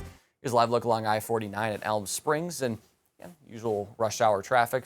Overall, not looking too shabby of a Wednesday. We'll have your full forecast coming up in about 10 minutes. Joe and Tiffany. All right, thanks for that, Danny. Well, we are taking a live look out in Washington, D.C. this morning, where President Trump delivered the longest State of the Union address of the modern era. I was looking it up, Joe. The second longest was Bill Clinton, and he held that title for 26 years. Wow, okay. Now, the president defended his record on the economy and the immigration 1 year into his second term. President also addressing rising tensions with Iran. My preference is to solve this problem through diplomacy. But one thing is certain, I will never allow the world's #1 sponsor of terror, which they are by far, to have a nuclear weapon. CBS News poll showing the president's approval rating at 40%. Democrats are now trying to sway voters their way. This comes less than 9 months ahead of the midterm elections. President Trump is set to take his economic message to Texas later in the week, ahead of key primaries in the Lone Star State. Now, hours before the president addressed the nation, the Democratic Women's Caucus joined survivors of Jeffrey Epstein to demand the release of all case files. The group is pushing for unredacted files that could reveal Epstein's associates and provide answers for victims. Survivors shared their stories, stressing the urgency of transparency. Lawmakers urged the administration to release the documents quickly to ensure justice and accountability. Today we say to this administration and to the nation that survivors deserve to be seen. We will not be moved, we will not be silenced, and we will not go away. We are continuing the path that Virginia laid down for us. Mr. President, today we are saying we will not move on, and the world is not moving on. Well, right now, questions are mounting as dozens of FBI witnesses' interviews from the Epstein investigation appear to be missing from the department's files released last month. A federal investigation is now underway. And several Arkansas schools are severing ties with Lifetouch, the school photo company, amid fallout from files linked to Jeffrey Epstein. On Tuesday, Clarksville, Farmington, Gentry, and Springdale officially ended their contracts with Lifetouch. District leaders cited concerns over communication and transparency after questions surfaced about the company's client ties. Well, Lifetouch says it has never shared student photos with third parties. Now these schools are moving forward, though, with alternative providers, including Farmington switching to Wingard Photography to ensure upcoming picture days go smoothly, they say, and student information stays protected.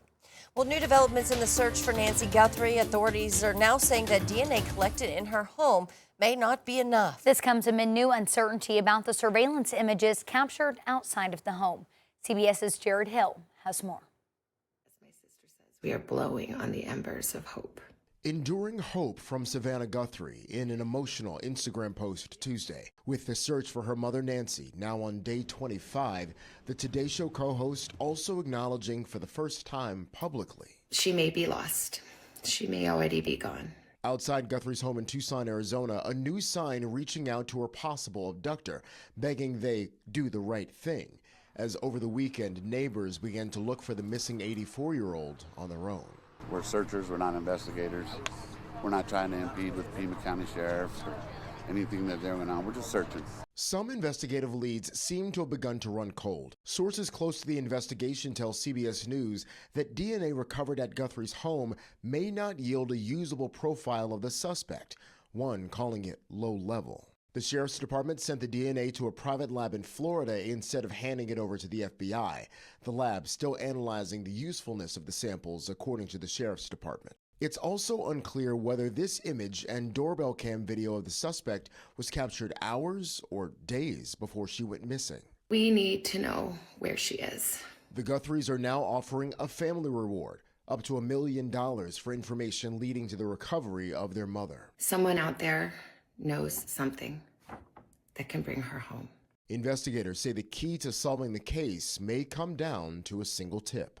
Jared Hill, CBS News.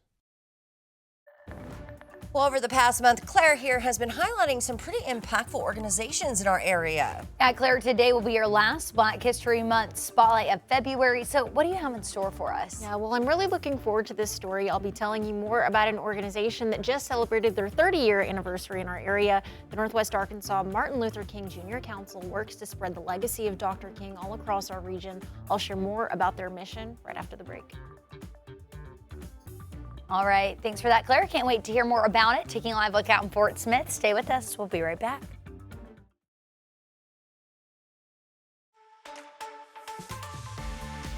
Hey everybody, here at ShopTVDeals.com, we love to bring you products that we ourselves love and have used, and today I got a great example. I want to show you this series of weighted blankets by the company 3P Experts. So listen to me clearly here. If you feel yourself dealing with anxiety or stress or tension, let me tell you the difference that this blanket can make.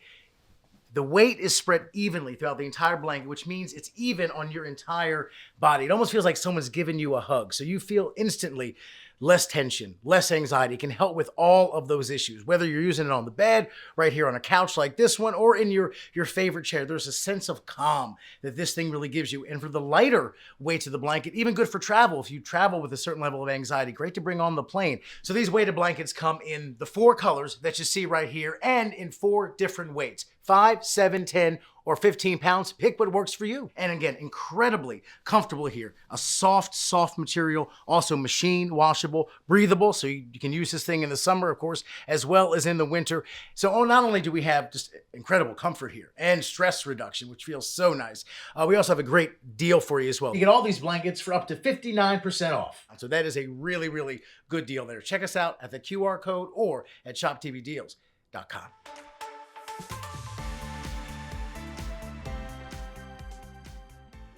5 News This Morning is sponsored by Indigo Sky Casino, Jerry Neal's Barbecue, and Tucker's Furniture.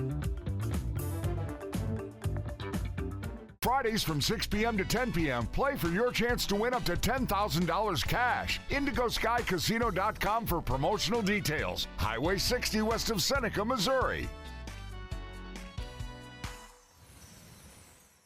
Indigo Sky Casino and Resort proudly unveils Shawano Steak and Spirits, a stunning new dining destination. Experience succulent, masterfully prepared steaks, chef-crafted signature entrees, only at Indigo Sky Casino. A one-of-a-kind hickory flavor that only comes from Smoky Meats Fresh Daily. Served alongside Jerry Neal's house sauce, made from scratch. Jerry Neal's Barbecue is open Monday through Saturday at 10:30. A Fort Smith treasure since 1977. Serving so much more than great barbecue, Jerry Neal's is frying fresh catfish and shrimp daily. And try one bite of our twice-baked potatoes and you'll know why they're famous around here. Jerry Neal's Barbecue, 1823 Phoenix Avenue in Fort Smith.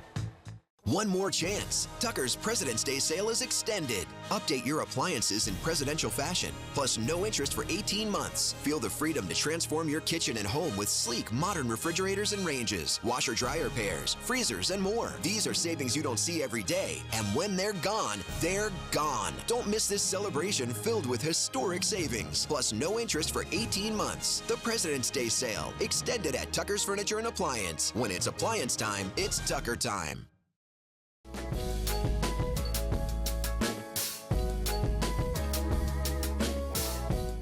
Well, as we approach the end of February, which marks Black History Month, we're bringing you one final story about a local organization that has been serving our area for more than 30 years. 5 News reporter Claire Everbach joins us now with more on the group's mission. Good morning, Claire. Good morning, Tiffany. The Northwest Arkansas Dr. Martin Luther King Jr. Council has been serving the community since 1996 with a focus on scholarships, service, and social justice. Their purpose is to promote awareness, education, and advocacy. The council was founded by Reverend J. Aaron Hawkins out of St. James Missionary Baptist Church in Fayetteville. It was originally formed as a scholarship committee, a mission that continues today. The council awards thousands of dollars in scholarships each year to high school and college students. Chris Seawood, an Arkansas native, currently serves as vice president of the council. He says the main mission of the organization is to build what Dr. King called the beloved community, a vision of society free from violence and hate. Seawood says while Black History Month is especially important, the history and stories that it highlights should be recognized every day. You cannot separate Black history from American history. We've been in every war. We've been a part of most legislative and legal battles. All history should be celebrated, but you cannot ignore the fact that Black history is woven into America's story. And it should be told without fear, without consequence, and with pride. It is the story of all of us. For more information about the organization's work and scholarships, you can visit our website, 5newsonline.com. Claire Everbach, 5 News. All right, thanks for that, Claire. Well, as early voting continues, we are just under a week away from primary election day in Arkansas, where political parties choose who will represent them on the ballot come November. Voters will also have a chance to weigh in on nonpartisan races. 5 News anchor Morgan Wrigley asked a local elections expert to explain what's different about this year's primary. In the primary election, political parties choose who their candidates will be in the November general election. Arkansas has traditionally had an open primary system, meaning voters can simply pick which party's ballot they want. This year, Jennifer Price, Washington County Director of Elections, says everyone can still get the ballot they choose, but some will have to complete extra paperwork. For an individual who is a registered Democrat who wants to request a Republican ballot, they do have to fill out a new voter registration form at the polls while they're voting to change their party affiliation to either blank or optional, or they can register as a Republican either way. That's because the Republican Party has a closed primary this year, while the Democratic primary remains open to all voters. For every voter that comes in, they're going to be asked a question of which ballot would you like? There are 3 options: Democratic, Republican, or nonpartisan ballots. This is where the biggest confusion comes, because most of our voters in Washington County are registered as optional. It shows up in our poll book as nonpartisan, though. That is not the ballot that voter is required to take. She says the nonpartisan ballot only includes judicial, school, and certain local races. It does not include political candidates. She recommends knowing ahead of time what you want to vote for so you can choose the right ballot, and checking VoterView online. It's going to show if they are registered to vote. It's going to show what their address is. It will show how they're registered to vote, which political party they're registered to vote with, and then all 3 ballot choices will be available for the voter to review. Price also reminds voters that participating in the primary is important not just for selecting party candidates for November, but also for those key nonpartisan races. Our Arkansas Supreme Court judges, it's also our prosecutors prosecuting attorney. It's also all of our circuit court judges, appeals. They are elected through this nonpartisan judicial general election. You also have the school election on there as well for your school millages, which is where a large portion of your taxes go. Well, Price says that it's also important to note that there are 4 contested Republican races this year, which could mean a runoff on March 31st. To vote in that runoff, you'll need to either take a Republican or nonpartisan ballot in the primary. You can also read about all the races and find early voting sites where you live with our primary election guide at 5newsonline.com. Just text the word VOTE to the number right there on your screen, 479-785-5000, and we'll send you a link to our website, 5newsonline.com.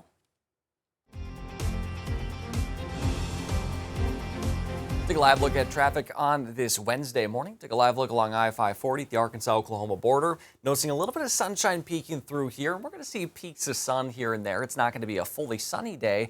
It's going to be similar to yesterday where that cloud cover is going to be draped across much of the region, but a little bit of sun will peek in here and there. Now, a little bit of green's popping up here on radar. I just think it's way too dry to see anything actually fall. If it does, it's probably going to be drizzle at best. But overall, a quiet day with that cloud cover and very warm as well. Walking out most of the area in the 50s, already close to 60 in Podo. So we're well on our way to a very warm day today with highs in the low to mid 70s. We will see a much quieter overall day because winds so much lighter. Only about 5 to 10 miles per hour. It's like you can actually breathe a little bit outside. You're not getting pelted in the face with the breezy winds. And it's just more of a kind of soft wind rather than, hearing the howling like you did outside yesterday. Enough of the personification of the wind. For tonight, we'll see temperatures into the 40s, maybe close to 50 in parts of the river valley. We'll keep the cloud cover and maybe a spotty shower late after midnight, but it's not going to be much of a chance. So cold front's basically sitting right on our doorstep here, and that'll move through later tonight very slowly. And it's a very weak one because A, it's not going to get much cooler. In fact, it might get warmer in some spots tomorrow.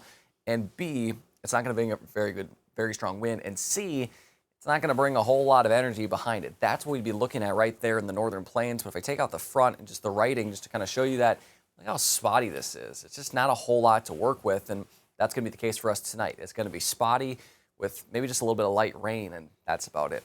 So we'll show you Futurecast here. This is this evening at 6 o'clock. We'll see once we get past midnight, some of those showers may start to funnel in, and you're going to notice it's light to moderate. Again, nothing too crazy will happen. And by the time we hit the morning commute, most of it could be out the door. I still think we'll have a shot for the early morning hours tomorrow, but most of the thing will wrap up by about noon. Still could be seeing maybe a sprinkle or two for the afternoon, but overall, the rest of the day looks dry and quiet with a little bit of a north breeze at about 5 to 15, and that's courtesy of the front moving through. But as I mentioned, still very warm. Highs in the upper 60s in northwest Arkansas, low to mid 70s in the river valley. I think we'll actually see more sunshine tomorrow, especially the second half of the day as that front clears out. Then we'll see high pressure build in. And then for Friday, we're going to see high temperatures into the 70s, and then on Saturday approach 80 degrees in many areas. Now with the warmth building and really not a whole lot of rain in the near future, those burn bans still remain in place for Delaware and Adair County in Oklahoma and Carroll, Madison, and Johnson County in Arkansas. Benton County, they usually run on a 24-hour process, so they let it expire for this morning. But more may be issued just because it is going to be warm and dry, just not as windy, thankfully. And it's going to stay warm for the start of March. We're seeing a very strong signal, especially off to the west, of well above normal temperatures. But obviously that includes us here in Arkansas and Oklahoma. But what also includes us is a little bit of a higher chance of rainfall. So I think by the start of March, really starting March 1st, we'll see a little bit of an uptick of activity and see a little bit of a pattern shift to a little bit of still warm conditions, excuse me, but more rainfall. Before then, as I mentioned, Friday, sunshine, highs in the 70s. Close to, if not hitting 80 on Saturday, which would approach record territory. Then on Sunday through much of next week, we'll see a little bit of an added rain chance for us. And for now, the good news is it doesn't look to be severe, at least with Sunday through Tuesday's activities. Just showers, maybe a few rumbles of thunder. It all depends on how far south this cold front moves in that'll trigger showers on Sunday. Because it looks like it's going to push through and then kind of set up stationarily, if that's a word, for next week. And if it sets up over us, we could get some much needed rainfall. So something we'll keep an eye on for next week. Overall, though, for the rest of this week, looking pretty dry and pretty warm. Tiffany? All right, thanks for that, Danny. Well, now in Arkansas, every day can be Take Your Baby to Work Day. For new moms and dads, there's a new policy for state employees that allows new parents to bring their infants into the office. Stacey Spivey has the details. It's not your typical office noise. It's the reality of it. But it's now something that can be heard in the halls of some state departments with the new Infant at Work policy. Governor Sarah Sanders enacting the policy allowing state employees, moms and dads, to bring their babies to the office from 4 weeks up to 6 months with permission from a supervisor. I think the relief that I felt when I learned about the policy, it's indescribable. Jessica Moore and Morgan Warrington, two of the moms who've participated, both pleasantly surprised with the impact it had on themselves and their coworkers. And honestly, I went back a lot earlier than I would have. I went back at 4 weeks just because I knew that I could bring her with me. So, and it saved me, I believe, from a postpartum second journey. So I was really thankful for it. I had the fear of my baby being disruptive in the office, but it created an environment of empathy. And frankly, it makes people happier. Everybody loves having babies in the office. In fact, it got to a point in our office where when they were going to give me bad news, they would bring the baby in and be like, do you want to hold Stella for a minute? And then tell me something that we were dealing with. An environment inspired by Governor Sanders' own experience as a full-time working mom, wanting to lead by example to better support parents in the workplace. And there's no greater reminder than getting to literally sit and hold a 5-week-old baby and know that the decisions that we're making, the policies that we're enacting, and the state that we're building is going to directly impact those kids. The first few months may still bring chaos and change for families, but for some, they'll also have a little more comfort right at their desk.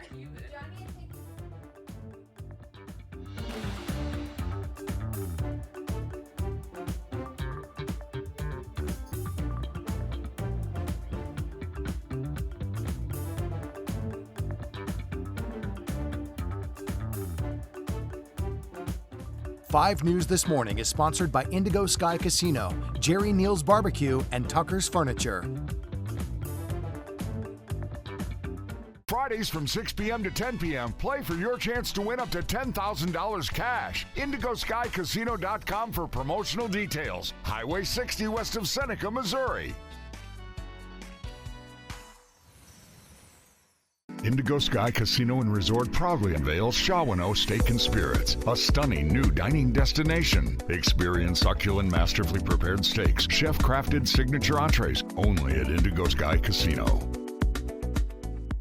A one-of-a-kind hickory flavor that only comes from Smoky Meats Fresh Daily. Served alongside Jerry Neal's house sauce, made from scratch. Jerry Neal's Barbecue is open Monday through Saturday at 10:30. A Fort Smith treasure since 1977. Serving so much more than great barbecue, Jerry Neal's is frying fresh catfish and shrimp daily. And try one bite of our twice-baked potatoes and you'll know why they're famous around here. Jerry Neal's Barbecue, 1823 Phoenix Avenue in Fort Smith. One more chance. Tucker's President's Day sale is extended. Update your appliances in presidential fashion, plus no interest for 18 months. Feel the freedom to transform your kitchen and home with sleek, modern refrigerators and ranges, washer-dryer pairs, freezers, and more. These are savings you don't see every day, and when they're gone, they're gone. Don't miss this celebration filled with historic savings, plus no interest for 18 months. The President's Day sale, extended at Tucker's Furniture and Appliance. When it's appliance time, it's Tucker time.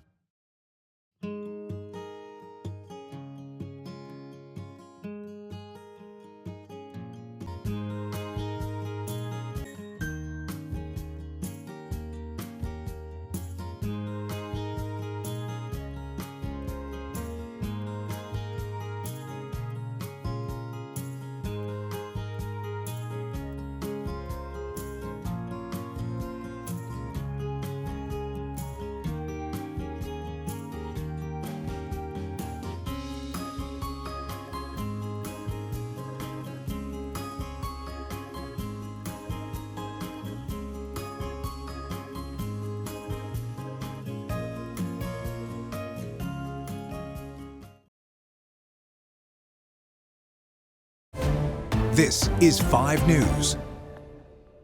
Well, in local headlines, there are new filings in the capital murder case against Andrew McGann. He's accused of murdering 2 people at Devilston State Park last summer. Defense attorneys are accusing prosecutor Brandon Carter of violating a gag order and asked the judge to remove the death penalty option. Carter denied any violation, saying that he has only discussed publicly available information. And we are under a week away from primary elections in Arkansas. Voters will choose between 3 ballots, Democratic, Republican, or nonpartisan. The Washington County Director of Elections says if a registered Democrat wants to request a Republican ballot, they'll have to fill out a new voter registration form at the polls to change their party affiliation. And we are taking a live look out over Fayetteville. The time now 8:55. Danny, what do people need to know when heading out?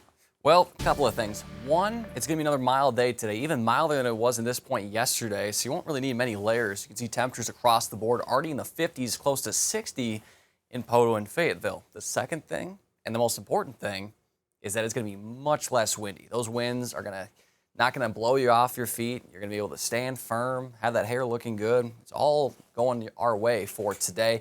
And a little bit of sunshine is going to peek through, but still overall a partly to mostly cloudy day. Afternoon highs will get into the upper 60s and lower 70s. Again, that wind will be very light out of the south at around 5 to 10 miles per hour.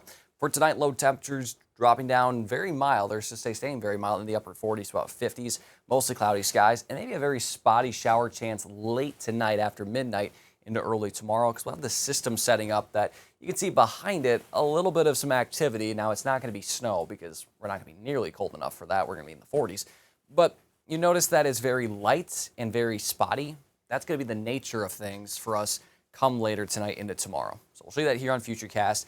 Again, today we're quiet. Once we get past midnight tonight, we'll see a few of those spotty showers start to rustle in. You can see mainly for northwest Arkansas, but some could appear in the River Valley as well. That'll continue through the morning hours and maybe a little bit into the morning commute, but overall, I think for tomorrow, it's going to be mainly dry. Could maybe see a sprinkler or two during the afternoon, but overall, most of that should wrap up by the morning. And then for the rest of the week, we're staying very quiet and very warm. Highs for tomorrow will be in the upper 60s, northwest Arkansas, low to mid 70s for the River Valley. There's going to be a cold front that moves in for tomorrow that brings us that north wind, but notice the temperatures don't really cool down. If, in fact, they get maybe a little bit warmer in spots, and they'll continue to build in the warmth through Saturday, which will be close to 80 in northwest Arkansas, will exceed 80 in the River Valley, and some records could be broken on Saturday. So enjoy the warmth that's here for the rest of February, and just be mindful of a spotty shower chance for tonight. Otherwise, have a good Wednesday, I should say. Well, Springdale High School held a homecoming celebration for WNBA champion Marquisha Davis. She was part of the New York Liberty's 2024 championship team and the only Arkansas native to achieve that honor. That's pretty cool. Davis says that she credits her time in Springdale with helping her become the player she is today. I would say my time at Springdale, I think that's where a lot of my development started. So I would say my time there, it helped me grow as a person and a player. So I would say Coach Hunsaker, she always stayed on me and she pushed me to be the best version of myself. Well, the celebration during halftime also included a video tribute highlighting her career from high school all the way to the pros. Pretty cool. Congratulations to her. Well, the 50th season of Survivor will premiere tonight right here on Channel 5. Out of hundreds of players on the show over the years, several have come from right here in our area. Yeah, that's Stephanie Dill you see right there of Ozark, who appeared on season 5. And Dill says it was natural for her to audition, adding that she's always felt comfortable being outdoors, having grown up in Franklin County. I read a lot of National Geographic when I was young, and I was always like, I have to be an explorer. Like, I want to go to other countries and immerse myself in other cultures and climb their mountains and, and all those sorts of things. We will hear more from Stephanie and from Tori Stanley, who you just saw of Rogers, who appeared in season 42. That will be tonight at 6, right before the season 50 premiere. So do you think you would make it on Survivor? I don't know if I would. I'm making it all the way. I think you could. My money would be on you over me, that's for sure. Just, people vote for you though, right? Yeah, well, maybe I'd make it then. Maybe I could just be nice to people. There we go. All right, also coming up at noon, you're going to be sitting down with best friends. Yes, I am. We're going to get to meet Patsy. Look at her with that little hat. So cute. That's coming up at noon.